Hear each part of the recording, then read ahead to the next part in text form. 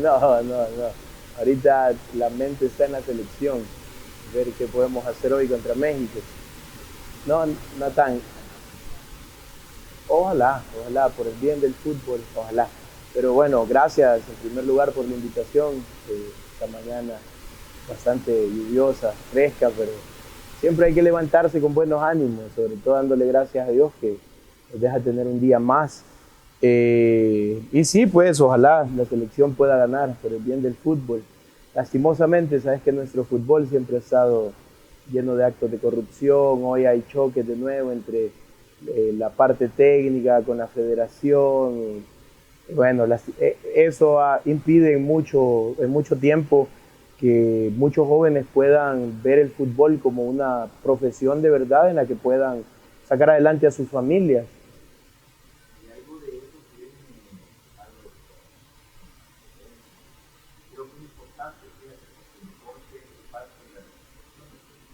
Sí, sí, sí, definitivamente. Que te cuento que hace un par de días estuvimos en Panchimalco, que es uno de los municipios mucho más coloridos y culturales que hay en nuestro país. De hecho, conservan muchas tradiciones de nuestros pueblos originales y está ubicado acá en el departamento de San Salvador. Estuvimos inaugurando un polideportivo que ha quedado espectacular. Lo hicimos junto con el alcalde Jorge.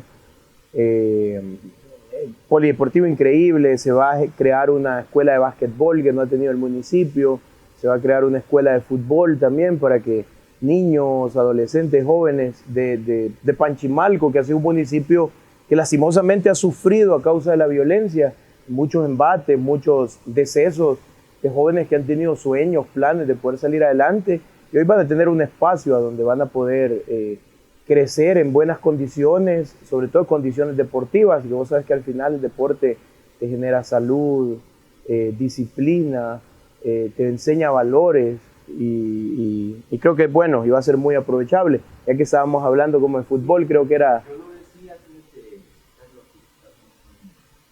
Fíjate que creo que esto lo que puede tener son opiniones muy personales y te voy a dar la mía, que me estás pidiendo.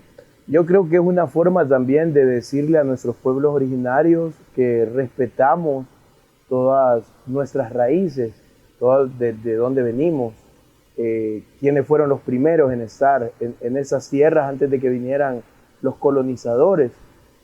No puedes celebrar que te roben, no, no creo que hagas celebración cuando en algún autobús te han asaltado o que se metieron a tu casa y eso y vas a conmemorar todos esos días. Creo que por eso hay una diversidad de opiniones, al menos yo pienso que es una forma de conmemorar más a nuestros pueblos originarios que a una situación que vino a marcar un acto que se llevó todas nuestras riquezas, o sea, lo que teníamos, nos robó mucha de nuestra identidad, entonces creo que un poco por ahí la visión de los diputados, por eso esa propuesta, eh, si me pedís mi opinión, creo que estoy de acuerdo.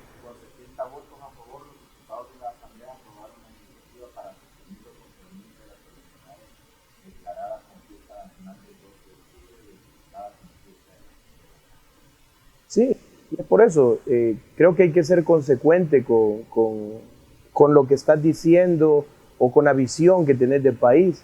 Una forma de ser consecuente es que le deje el lugar que se merece a nuestros antepasados, a los pueblos originarios, a todos estos grupos indígenas y campesinos que todavía permanecen luchando por sus derechos y todo eso. Y esto es una forma de decirles que hay una visión de país que le da mucho más arraigo a nuestra tradición, a lo que somos como salvadoreños, a nuestras raíces mayas, pipiles, cachiqueles, o sea, que a un tema de conquista, de saqueo, que no hay nada que celebrar. Pues.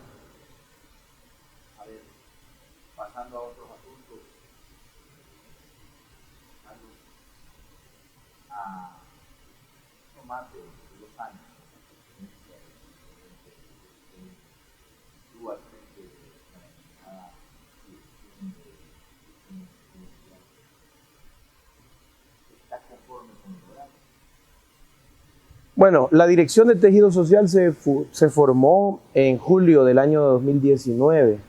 Eh, la, sí, ese día se lanzó la fase 2 del Plan Control Territorial, una fase que coordina o que articula más bien a 17 carteras del Estado.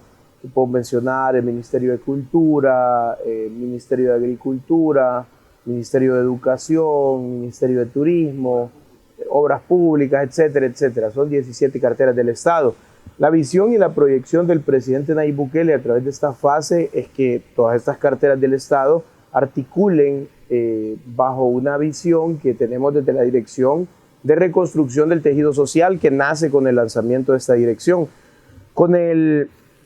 Nuestra primera función que realizamos es la generación de diagnósticos en el territorio, diagnósticos que sirven para que esta articulación sea mucho más fluida y sea mucho más constante.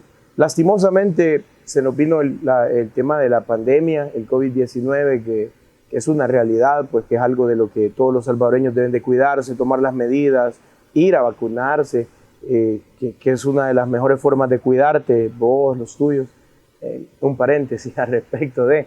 el punto es que con el nacimiento de la fase 2 del Plan Control Territorial, hemos estado constantemente en el territorio, acercándonos a la gente, llevando a cabo muchas intervenciones que se están haciendo casi que todos los días, por la realización de estos diagnósticos que han sido entregados a ministros, a directores, a las autónomas. Hoy en día también han sido facilitados a alcaldes, a la misma Asamblea Legislativa, para que podamos hacer de verdad un trabajo como Estado salvadoreño por los menos favorecidos, que justamente donde el tejido social está mucho más roto. No queda ni siquiera una hebra. O sea, se robaron hasta esa última hebra los gobiernos anteriores. Esto tiene que ver con la ausencia de instituciones de gobierno y de Estado en los territorios. Exactamente, pero hay dos cosas. Es la ausencia del Estado, pero creo que más que la ausencia del Estado, entender cuáles son las necesidades básicas y prioritarias de la población. Y si no estás con una comunicación o coordinación con la población salvadoreña, nunca vas a entender qué es lo que la población está sufriendo. Te pongo el ejemplo de San Salvador, nuestra capital, que tiene más de 1.200 comunidades. Esas 1.200 comunidades tienen características distintas. O sea, no todas necesitan, por ejemplo, que resolvas el tema del agua potable. No todas necesitan que resolvas el tema de las calles. Otra quizás necesita que lo que les solventes es que puedan tener un espacio de formación para sus jóvenes, para sus niños, para sus adolescentes. Entonces, todas tienen características distintas y así a lo largo de todo el territorio nacional te encontrás con una diversidad de necesidades. Pero ¿cómo vas a entender esas necesidades si aparte de que estás ausente, nunca tuviste comunicación? O sea, te acercaste solo en una campaña política a regalar un delantal y un guacal como hacían los partidos tradicionales y nunca escucharon cuáles eran las dificultades de la población. Entonces, hoy en día, una de las funciones que tiene la Dirección de Reconstrucción del Tejido Social es poder acercarnos, articular con la población salvadoreña para entender cuáles son sus dificultades y tener un inicio, un punto de partida de cómo vamos a ir reconstruyendo el tejido social que se rompió por la ausencia del Estado y por no escuchar cuáles son las prioridades y necesidades que tiene nuestra población. Luego quizás te cuento así súper rápido. La Dirección de Tejido Social tiene 4 áreas. Una es educación ciudadana, que es de donde vemos todos los temas de cooperación internacional. Ahí también articulamos proyectos como Jóvenes Construyendo el Futuro, que hemos logrado emplear a más de 8.000 jóvenes de todo el territorio nacional.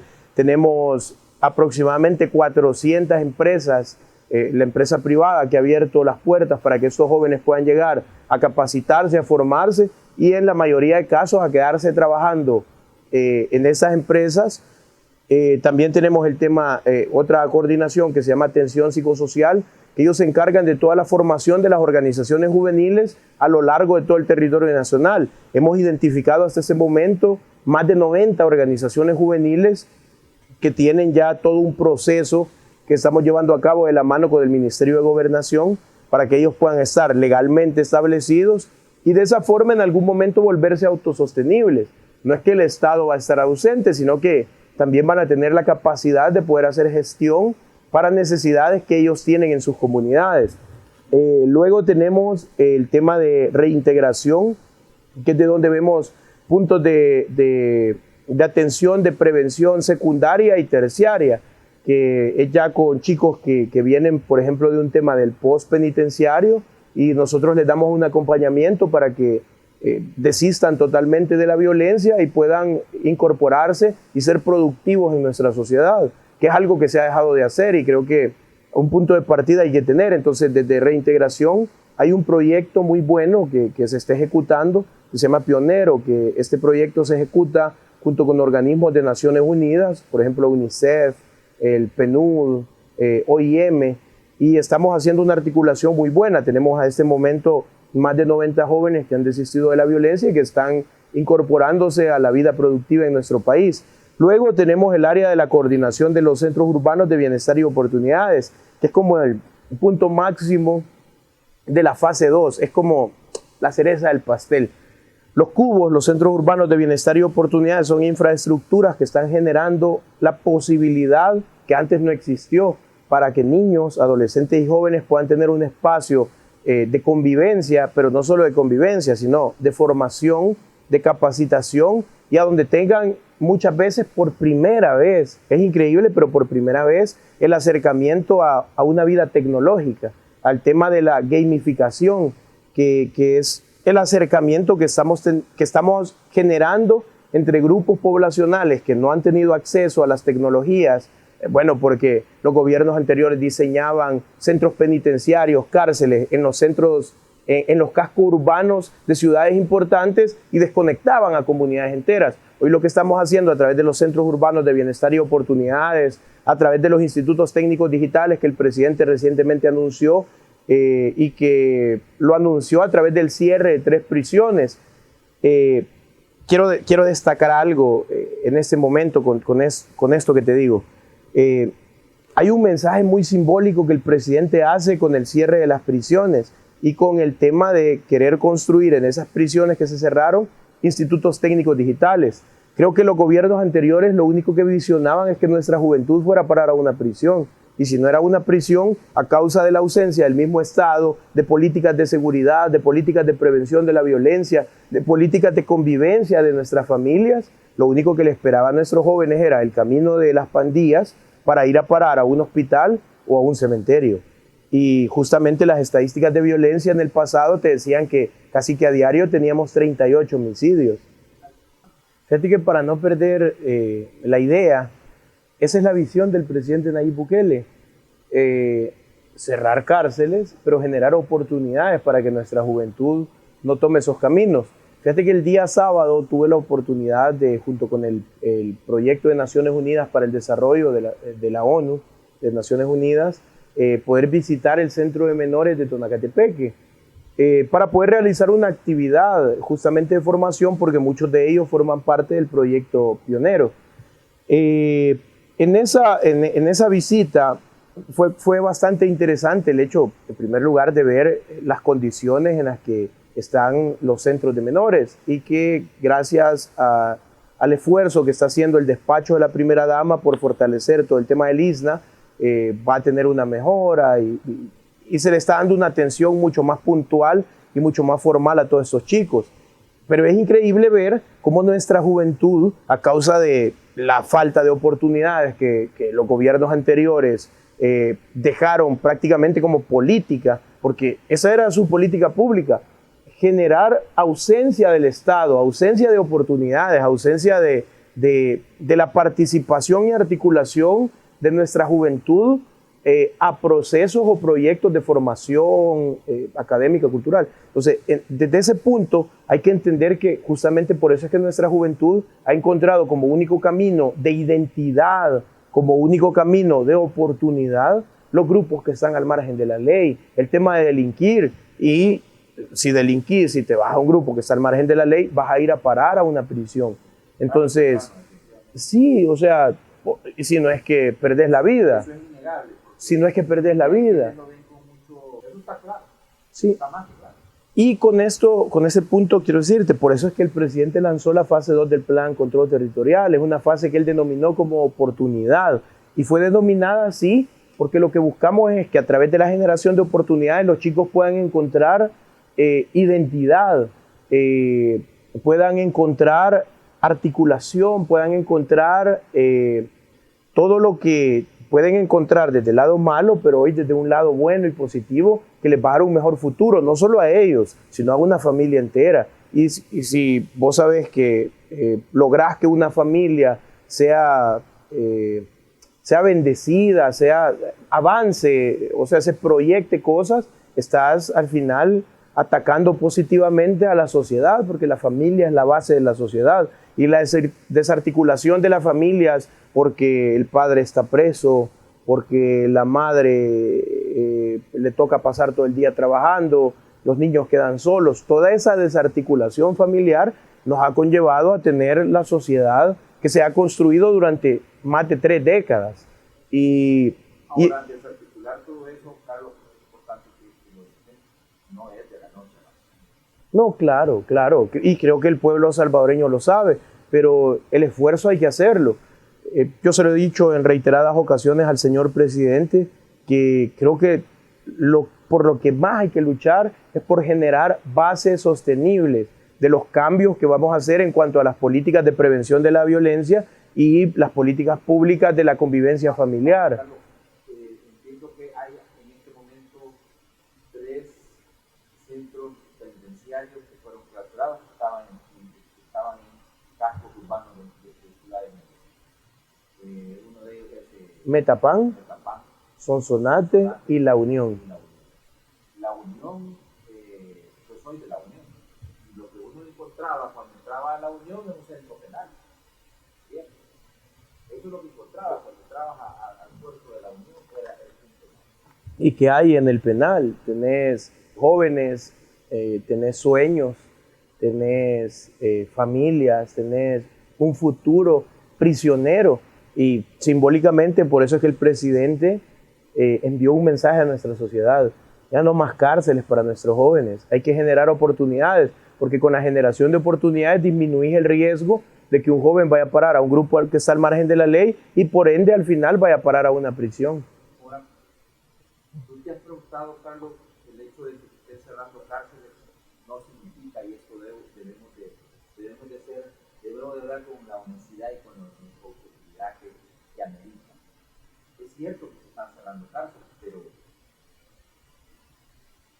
la población reclusa no está bajando. Y eso tiene relación, pero claramente con el sistema del tipo de sociedad que construimos durante todo estos digamos, últimos siglos, ¿verdad? Pienso. Mira, creo que hay diferentes factores. Ya es un tema de seguridad pública. Lo mío es más seguridad ciudadana, pero el tema de seguridad pública yo creo que hay un tema también de condenas, porque la mayoría de la población penitenciaria tiene condenas bastante altas y no vienen de ahorita, sino vienen de hace un montón. Habría que hacer una revisión, porque te puedo hacer una apuesta que hay un montón de gente que está en ese lugar que está injustamente y que lastimosamente, como el sistema fue creado para golpear al menos favorecido, al que anda descalzo, como decía mi abuela, es al que más fácil muerde la serpiente, no al que tiene calzado, o sea, al de cuello blanco. Aunque hoy en día, si vos has visto eso, ha cambiado mucho la dinámica y hoy la ley es para todos, como debe de ser, pues, en una sociedad que está apuntándole a desarrollarse. Yo creo que hay una disminución en cuanto al tema de la participación de los jóvenes en los grupos que están al margen de la ley. Muestra de eso es, por ejemplo, el proyecto que te mencioné, Jóvenes Construyendo el Futuro, que es un proyecto financiado por la MEXID y que es ejecutado territorialmente por la Dirección de Reconstrucción del Tejido Social. Tenemos más de 8,000 jóvenes vinculados a este proyecto. ¿Qué significa? Que esos 8,000 jóvenes pudieron, en su gran mayoría, ir a parar a una pandilla, ir a parar a una prisión, porque la mayoría vive en condiciones de vulnerabilidad social. Son comunidades en riesgo.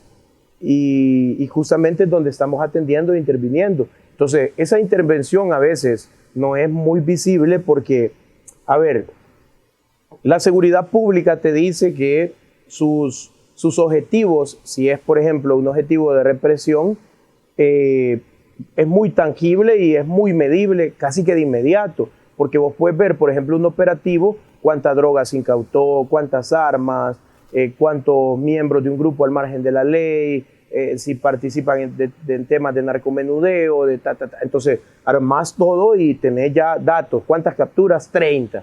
Pero el tema de la prevención de la violencia no es medible de esa forma. La prevención de la violencia se mide con el paso de los años, cuando ves una disminución palpable y tangible en cuanto a los hechos de violencia que se generaban en un entorno. Eso es lo que estamos haciendo con la Dirección de Reconstrucción del Tejido Social. Y por eso te decía, son bases para un futuro, para que tus hijos, mis hijos, los hijos de la gente que nos está viendo, las generaciones que vienen, puedan vivir mejor y se encuentren un El Salvador mucho más seguro, un El Salvador mucho más digno, un El Salvador que es igualitario, que le da que genera las mismas oportunidades para los que antes fueron los menos favorecidos y que hoy entiendan que el gobierno del presidente Nayib Bukele está trabajando para todos por igual.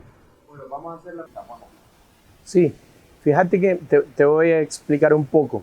La verdad es que cuando hemos construido centros urbanos de bienestar y oportunidades, no pensamos únicamente en la infraestructura del cubo como tal, sino también se piensa en toda la obra exterior que hay que generar para que el cubo y todos sus usuarios, sobre todo, puedan tener condiciones de verdad óptimas para poder desarrollar todo lo que el cubo genera como tal. En este momento están funcionando el cubo de la Comunidad Iberia, el cubo de Sitio del Niño, pero también ya en los otros cubos las organizaciones juveniles están haciendo ya las pruebas piloto para ver que esté funcionando bien, por ejemplo, todas las redes de internet, que los temas de la iluminación esté correcto, y con todo esto dar ya el banderillazo de salida. Hay muy buenas noticias, por ejemplo, para la colonia Sacamil. En la colonia Sacamil hemos construido un cubo que su valor está por un aproximado de $575,000. Ya se terminó. De hecho, la organización ya hizo pruebas pilotos. No, ya está equipado y todo. De hecho, hemos tenido muchas visitas de la cooperación internacional a ese cubo justamente. Gen Z, que es la organización juvenil de ahí de la Sacamil, o sea, muy buen nombre, buscaron, Gen, porque su gen es la Z de la Sacamil. Entonces todos son chicos que viven... Yo viví en Mexicanos y prácticamente Mexicanos es una zona dentro del municipio de Mexicanos y es muy populosa la zona. La Sacamil. La Sacamil, la Supermanzana, todo eso. Entonces, ahí está, y de hecho es un hospital bastante grande de seguridad. Fíjate que la verdad es que hay mucho desarrollo en la zona, pero a causa del abandono... Un gimnasio para el baloncesto, para el basquetbol, que estuvo abandonado por mucho tiempo. Y ha seguido. De tierra todavía. Pues esas son un poco de las buenas noticias que quiero darle a la gente de la Sacamil. Fíjate que, bueno, se construyó el Centro Urbano de Bienestar y Oportunidades a la par de la parvularia de la Sacamil. Porque hay que decir, o sea, viven más de 45,000 salvadoreños. Aparte, la Sacamil tiene influencia sobre Ayutuxtepeque, tiene influencia sobre otras zonas de mexicanos como San Ramón. O sea, hay mucha influencia y mucho tránsito por la zona, pero a causa del abandono se generó pues temas de la violencia, se desbordó en la zona, se convirtió en una zona dormitorio, porque las condiciones, como vos acabas de mencionar, de las zonas de convivencia han estado deplorables. Entonces, hemos construido a la par de la parvularia el Centro Urbano de Bienestar y Oportunidades, pero también hemos hecho un skatepark que anda por $375,000 de inversión. O sea, la inversión que vamos a sumar a este momento va a llegar casi al 1.2 o 1.5 millones, solo para dejarle a la Sacamil una zona digna de lo que la Sacamil ha representado, porque como vos decís, o sea, en la Sacamil está una parvularia, está el Instituto Nacional Alberto Maferrer, está la Escuela República de Uruguay, está la Escuela República de Perú, está el Seguro Social, el hospital de la Sacamil. está el hospital de la Sacamil, viven muchos salvadoreños y hay mucho movimiento, hay un centro comercial, hay mucho comercio en la zona. Entonces, este tipo de obras, este tipo de infraestructura generan seguridad, y esa es la seguridad ciudadana, porque a causa de la misma convivencia de las familias, la violencia se disminuye. Entonces, gracias a la articulación que tenemos con organismos de cooperación, como por ejemplo el ACNUR, que es el alto comisionado de trabajo con los retornados y el desplazamiento, trabaja mucho con el tema de los refugiados, perdón. Con ellos vamos a hacer una intervención en la cancha número 1 de la Sacamil, una inversión que anda, la que de tierra, una inversión que anda de los 150,000 a los 200,000 dólares para que la Sacamil tenga una cancha óptima. Ahí va a haber grama sintética. Le vamos a poner grama natural para que quede como que es un estadio de fútbol y que de verdad el presidente, porque eso me dijo el presidente, o sea, vamos a dejar esa cancha así. ¿En serio vas a construir un cubo, un skatepark, y la cancha va a quedar así? Entonces, hagamos algo, arreglémosla. O sea, el presidente me dio muchísimas opciones, pero a causa de la buena articulación que hay con... Ahí fácilmente se puede instaurar una especie de polideportivo, porque está el gimnasio también, que yo creo que necesita también ser renovado. Está esa cancha. Yo no sé si es una o dos canchas. Son 3 canchas. Son 3 canchas. La 1... La 2 ha tenido alguna inversión, creo que en un par de años lo que va a tener que pasar es que se cambie todo el tema de la grama sintética, porque con el tiempo se desgasta. Justamente está ahí porque están los puntos familiares, donde está el gimnasio, donde está el centro. Exactamente ahí. Del seguro, el mercado, que sí. Está aquí, el centro comercial. O sea, es una zona de bastante influencia. Aparte también con ACNUR vamos a arreglar la cancha de básquetbol, entonces vas a tener una diversidad de prácticas deportivas. ¿Cuánto se va a invertir en eso? Andamos casi pensando que la inversión va a llegar a un 1.5 millones entre organismos de cooperación como la Unión Europea, el ACNUR, fondos de gobierno.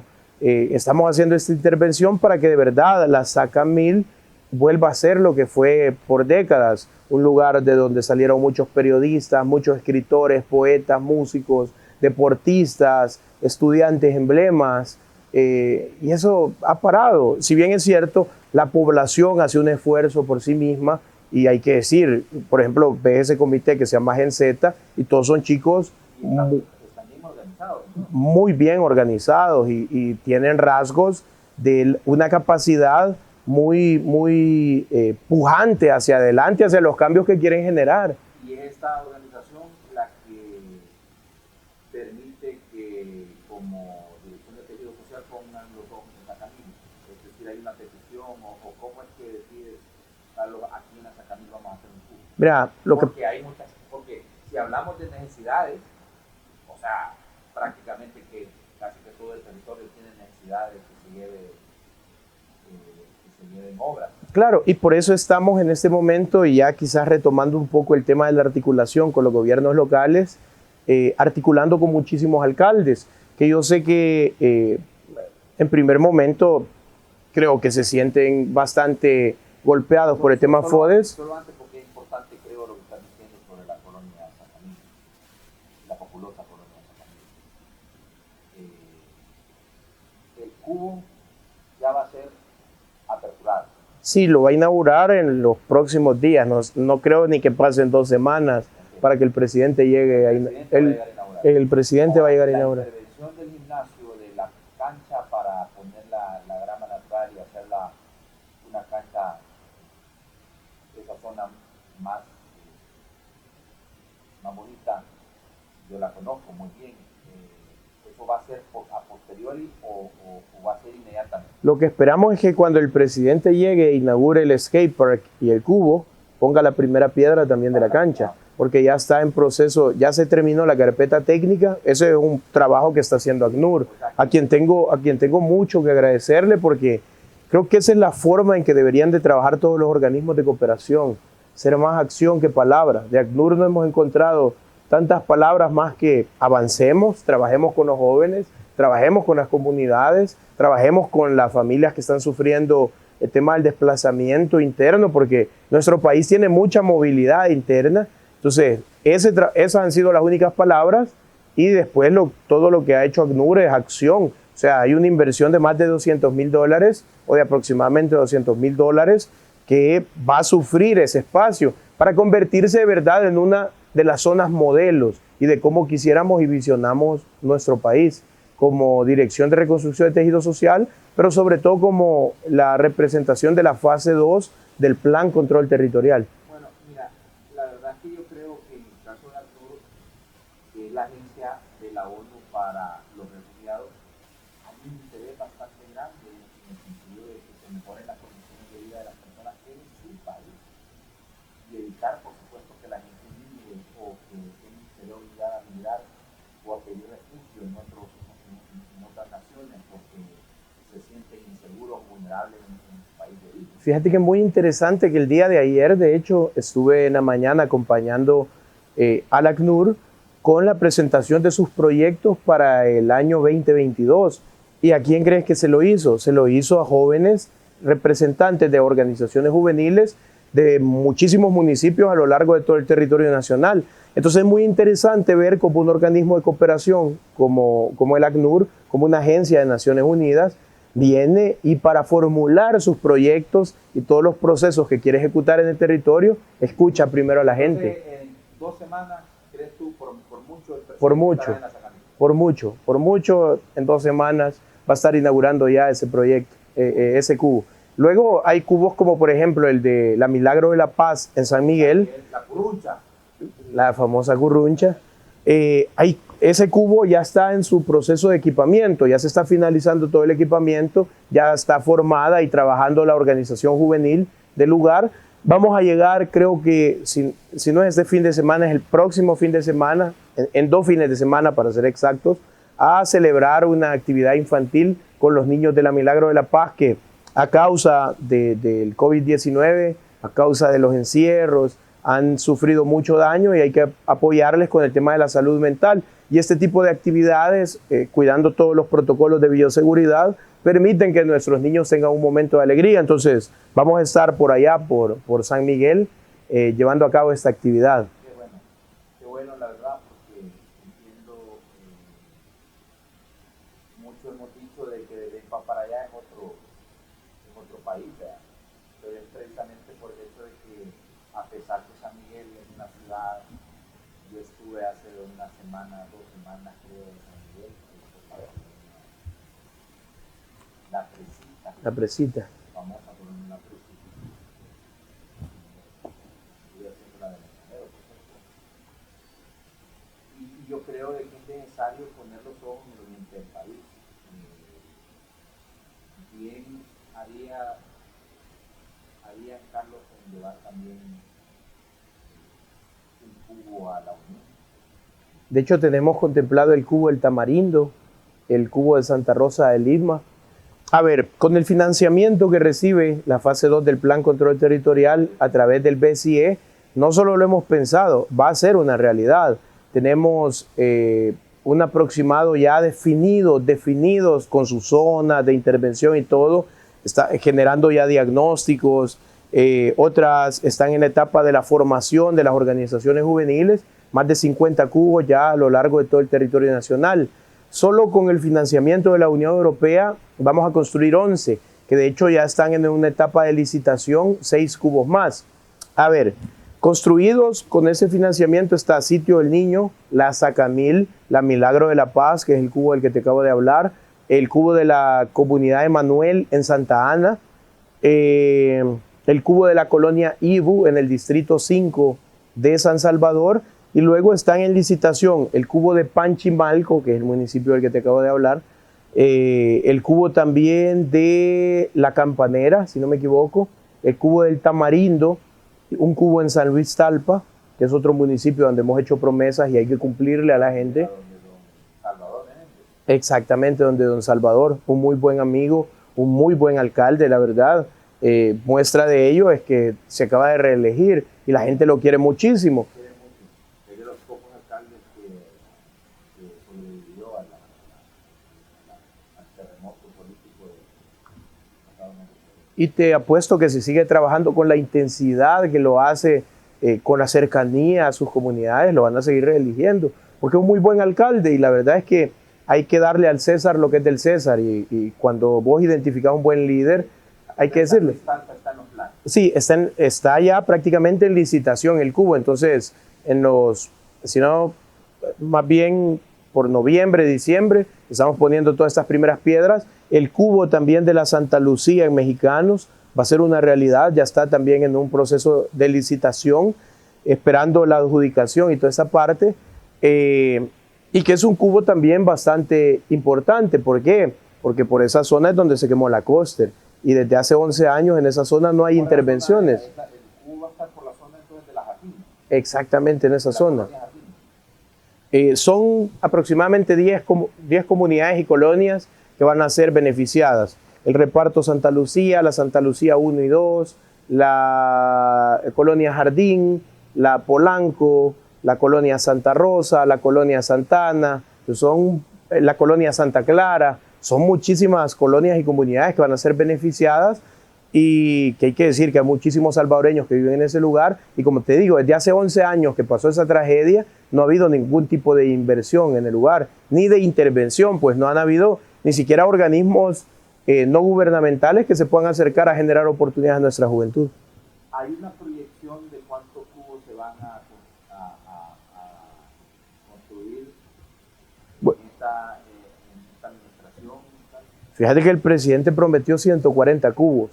¿Y llevan de esos 140 construidos? Construidos hay 6, en licitación hay otros 6 y venimos ahorita ya prácticamente finalizando la etapa técnica con el BCE y ahí vamos a construir 60 más. ¿Está atrasado? No, lo vamos a cumplir porque con lo del BCE tenemos para 64 cubos más, esos iniciamos prácticamente en diciembre, entonces vas a ver que vamos a ir a paso acelerado. Hay un año que perdimos por el tema de COVID, pero ese año lo vamos a tratar de recuperar trabajando mucho más fuerte con la gente. Bueno, hablemos de tu perspectiva, de tu forma de ver el tema del recorte del voto. Porque los alcaldes son la autoridad local. Y fíjate que en realidad, y esto pues es una situación de rango constitucional, ¿verdad? La Constitución de la República, en su artículo 203 y 207, establece que los municipios serán autónomos en lo económico, en lo técnico, en lo administrativo y que se regirán por un código municipal que fijará los principios generales para su organización, funcionamiento y ejercicio de facultades autónomas y que para garantizar el desarrollo de la autonomía económica de los municipios se creará el Fondo para el Desarrollo Económico y Social de los mismos y que una ley establecerá el monto de ese fondo y los mecanismos de su uso. Fíjate que la oposición es quien ha querido vender que los municipios se van a ver afectados, que desapareció el FODES, o sea, la oposición ha querido vender que lo que se ha hecho es daño, cuando al final lo que el presidente quiere hacer es que seamos mucho más efectivos a la hora de la generación de proyectos, sobre todo de infraestructura en nuestros municipios. Justamente con eso viene la creación de la Dirección de Proyectos Municipales. Sí, o sea, el fondo va ahí, el fondo no desapareció, el fondo sigue existiendo y va a llegar de forma mucho más efectiva, mucho más transparente, que hay que decir pues que uno busca que sean transparentes los fondos que vos estás dando, porque al final son los impuestos de la gente que están regresando en obras. Entonces, la oposición creo que ha querido vender mal el tema. No van a lograr al final, pues porque cuando ya esta dirección comience a ejecutar todas las obras en el territorio a lo largo de todos los 262 municipios de nuestro país, te vas a dar cuenta que la decisión del presidente ha sido acertada. De hecho, hay partidos como el FMLN que sigue esperando las transferencias de FODES para poder hacer campaña, porque prácticamente ahorita que van a desaparecer, porque están destinados a desaparecer, lo acaban de demostrar pues, con la celebración de no sé cuántos años, y o sea, bien complicada la situación en la que un partido que esperanzó al pueblo salvadoreño y que hoy es uno de los partidos más corruptos, pues, compiten con Arena para ver quién es el más corrupto. Esperan que las transferencias de FODES para hacer campaña, y justamente es donde hay que tener un sumo cuidado. Y por eso, cuando el ministro Zelaya ha hablado al respecto de este tema, él ha dicho que ha sido necesaria la creación de esta dirección que va a ser garante del tema de los proyectos municipales, para que veamos cuál es la prioridad municipal, qué es lo que de verdad necesita la gente, y que de verdad la población por primera vez en la historia pueda percibir que sus impuestos están regresando en obras totalmente.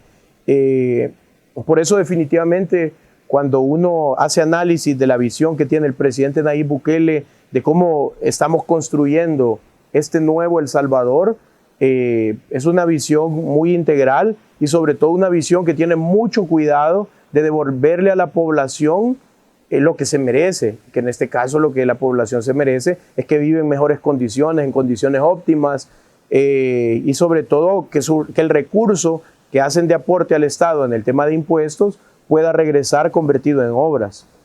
Vaya, pero de todas maneras, como la costumbre es esa ley, Carlos, en realidad los alcaldes estaban ya acostumbrados a que el mecanismo fuera que de cada dólar 10 centavos fueran para los municipios. Y en este momento el gobierno les adeuda una cantidad importante de recursos a los municipios en concepto de transferencia y apoyo. Más allá de eso, quizás los ciudadanos se preguntarán, sobre todo quienes viven en municipios menos privilegiados, con mayor índice de pobreza. En realidad vamos a ver cambios ahora con la Dirección de Obras Municipales. ¿Será que va a poder tener la capacidad la Dirección de Obras Municipales de atender todas las necesidades de obras de desarrollo en municipios? Así que ahí es donde juega el tema de poder articular, que la articulación siempre ha sido muy necesaria en nuestro país, y hoy tenés un gobierno central, una asamblea legislativa, tenés a los gobiernos locales que estamos trabajando articuladamente, y eso va a permitir que tengas la capacidad de ejecución, como lo decía el ingeniero Álvaro Virne, que es quien va a estar como director de esta oficina. No van a tardar ni 30 días, pues, los proyectos en entrar a toda la fase de ejecución. Y yo creo que sí, que si trabajas de forma articulada puedes lograr cualquier objetivo. Y por primera vez, como te digo, no le van a robar los impuestos a la gente, hombre, que es algo que pasaba y que era tan natural hacerlo para Arena y el FMLN. Y aparte no van a utilizar el recurso de la gente para una campaña política, porque eso es lo que esperaban en la campaña anterior los alcaldes, tener esos fondos para poder comprar insumos para poder hacer su campaña. Bueno, a ver, tú no ves entonces problema en cuanto al tema de la posibilidad de que se interrumpa el llevar más desarrollo y obras. Es que no se va a interrumpir, por eso va a estar la oficina. Para eso está también la Dirección de Reconstrucción del Tejido Social, llevando proyectos de desarrollo a lo largo de todo el territorio nacional. Desde nuestra dirección trabajamos de forma muy articulada con los gobiernos locales, y estamos en toda esa generación de proyectos que sé que han generado mucha expectativa en la población, y lo que esperamos y por lo que estamos luchando es por cumplir esas expectativas de la gente. Queremos darle a la gente lo mejor. Eso es el mandato del presidente Nayib Bukele. ¿En la articulación va a participar la Dirección de Tejido Social? Sí, la Dirección de Tejido Social, la Dirección de Obras Municipales, los gobiernos locales. O sea, existe una triangulación desde el gobierno central. Yo creo que no. Fíjate que yo creo que es cuestión de estilos, y es cuestión también de liderazgo, cómo avanza cada cartera del Estado. Justamente tenés en una parte liderazgo del ministro Francisco Alaví, y tenés liderazgo del ministro Romeo Rodríguez Herrera. Pero sí, ambos estábamos en lo cierto. Y si algo también puedo asegurarte es que el ingeniero Álvaro Virne, yo le conozco, él fue el director de Desarrollo Municipal en la Alcaldía de San Salvador en la gestión del presidente Nayib Bukele como alcalde de la capital. Tiene un estilo de trabajo, primero, muy cercano a la gente, y segundo, si hay una persona profesional es él, en cuanto a todos los temas que tienen que ver con el desarrollo de infraestructura. Así que creo que si algo no le va a faltar a la dirección de obras municipales, uno es liderazgo y uno es un buen estilo para poder trabajar. Entonces, desde ahí tenés asegurado que esta dirección va a tener todo el éxito posible. Todos lo deseamos, de hecho, porque significan obras, significan posibilidades de desarrollo para la población salvadoreña, para los municipios que tanto a ti como a mí, como a la gente que nos ve, han visto crecer. Entonces, aún a nuestra diáspora, que vean el desarrollo que se está generando en los municipios, que lastimosamente a causa de no tener oportunidades, tuvieron que salir hace muchos años. Y hoy las posibilidades de desarrollo creo que no van a faltar. Entonces, por eso te digo, hay una decisión muy acertada de parte del presidente Nayib Bukele con el tema de que exista una dirección de obras municipales a donde los alcaldes van a poder canalizar todos los proyectos que la ciudadanía les está demandando, y no solo ese tipo de proyectos, sino que proyectos también emblemáticos, buenos, proyectos de futuro que se van a poder realizar en municipios que no lo esperaban, así como nos han dicho a nosotros, por ejemplo, en la Sacamil, que no esperaban que se construyera un cubo, en la Emanuel, la Milagro de la Paz, que como tú dices, parecía que era otro país. Para los gobiernos anteriores, para nosotros no existen fronteras, al menos que tengan aquí dentro de nuestro país, y hay que hacer inversiones tanto en la zona oriental, occidental, como en la zona central. A ver, Carlos, ¿qué información tienen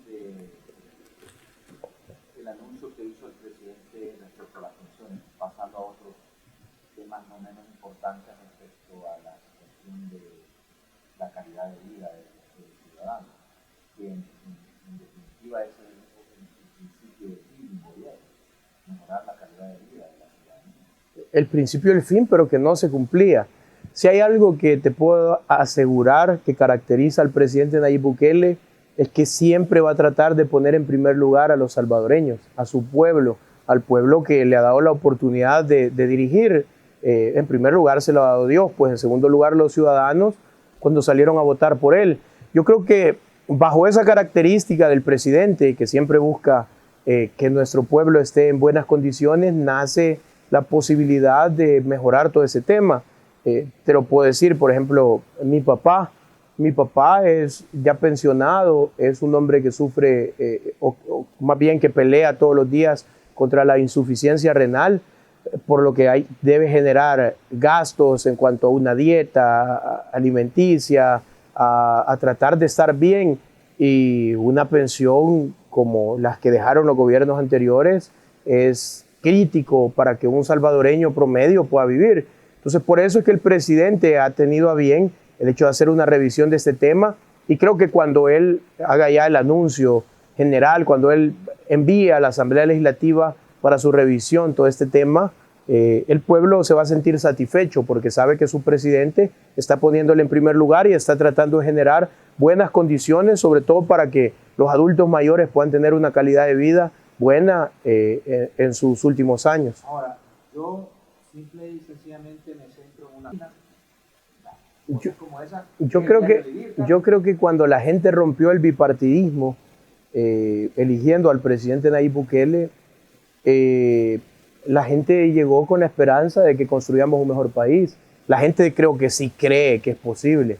Los que van a decir que no es posible mejorar las pensiones, que no es posible mejorar las condiciones de nuestra clase trabajadora, los que dicen que no es posible mejorar las condiciones de nuestras comunidades vulnerables, los que dicen que no es posible generarle oportunidades a nuestra juventud, que nuestra juventud ya está perdida, esos son los mismos que van a seguir criticando todo el tiempo porque perdieron los espacios de los que ellos se nutrían y de donde ellos sacaban todos sus beneficios personales. Son los mismos que van a seguir diciendo que no se puede, pero nosotros, el pueblo salvadoreño, el presidente Nayib Bukele sobre todo, él sabe y está consciente de que construir un mejor El Salvador es posible, y por eso está tomando este tipo de decisiones que al final ponen en primer lugar a una clase trabajadora que ha sido violentada en sus derechos desde el tema de que le han robado sus pensiones, le han robado la posibilidad de tener una mejor calidad de vida, tanto ellos como los suyos. Entonces, creo que sí es posible y que lo que la gente hizo rompiendo el bipartidismo es dar un punto de partida. O sea, hemos comenzado de nuevo a construir un mejor El Salvador y creo que todos juntos podemos lograrlo. Bueno, es un tema bien jocoso. Sí, totalmente. No, en primer lugar, gracias por la invitación, siempre un gusto platicar contigo. La verdad es que sí, el pueblo necesita mucho, pero como te lo dije iniciando la entrevista, estamos trabajando para generar las bases de la construcción de un nuevo El Salvador, un El Salvador más seguro, un El Salvador mucho más digno, un El Salvador que tenga de verdad como prioridad a la familia. Esa es la misma visión creo que de Dios, y por eso es que Dios nos ha puesto en estos lugares y vamos a seguir trabajando por eso y cuando ustedes estamos acá para seguir hablando de cualquier tema. Voy a ir a la Sacamín, te lo prometo. Por favor. Quiero ir a ver porque verdad que tengo mucho tiempo de no pasar. Yo viví ahí en Mexicano, viví en la Sacamín, allí digamos que tengo muchos recuerdos y pensar en que esa zona en la que jugamos en esa cancha de tierra fútbol en Ignacio Baseball, porque cabalmente es la cara de la calle viniendo de Ayutthaya, sí, bajando hacia el semáforo del centro comercial, como que vas para la Universidad de El Salvador, que es donde está el cubo. Sí, no, y ha quedado muy bonito y ese es el sueño que tenemos para muchísimas comunidades de todo el territorio nacional que vamos a estar visitando muy pronto. Ahorita este mes seguimos enfocados en apoyar a nuestra niñez, sobre todo por el tema de su salud mental. ¿Vamos a ganar hoy, Carlos? Sí, eso es lo que esperamos, pues. Pero va a ser un partido apretado, siendo realistas. No, aparte que la selección tiene muchas bajas muy sensibles, como por ejemplo el volante de contención, Narciso Orellana, Chicho, que va a ser una ausencia que se va a notar. Pero hay que tener... Que ponga de entrada a Amando Miguel, donde es propio. Sí, creo que sí. Las opciones hay. Yo creo que hoy sí, antes decíamos, fíjate, se lesionó y a quién van a poner, ¿verdad? Como este joven, entiendo que es salvadoreño, gringo salvadoreño, el defensa. Zabaleta. Él, vaya, por ejemplo. Y lo ha hecho mucho mejor el central de Luis Ángel Firpo. Claro, claro. Porque también... Yo no sé si mejor, yo creo que se van a los penales. Mira, hay algo y quizás con esto cierro, hay algo que en lo que yo no estoy de acuerdo.